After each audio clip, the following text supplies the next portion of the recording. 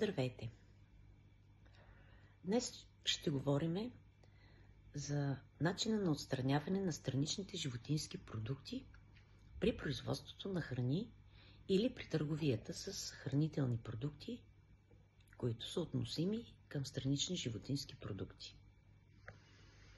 След отстраняване на продуктите, които не отговарят за човешка консумация, например такива с изтекъл срок на годност или замърсени по някакъв начин, паднали по пода храни, същите се съхраняват в хладилно съоръжение с надпис съхранение на СЖП категория 3, негодно за човешка консумация. В регламента 1069 от 2009 година е разписано точно какъв да бъде мотото на надписа на храните СЖП категория 3.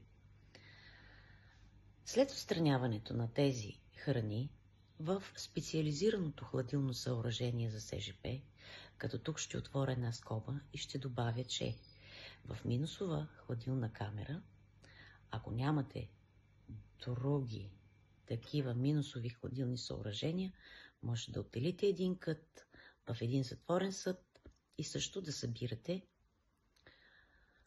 и съхранявате СЖП категория 3.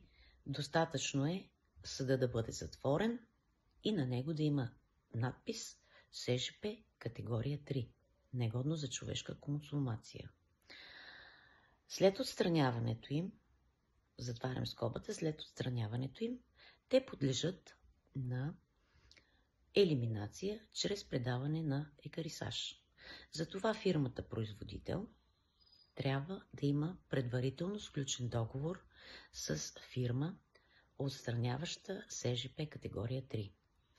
При отстраняването на СЖП категория 3, производителят издава търговски документ, а фирмата екарисаж издава потвърдителна бележка за вида и количеството на отстраненото СЖП.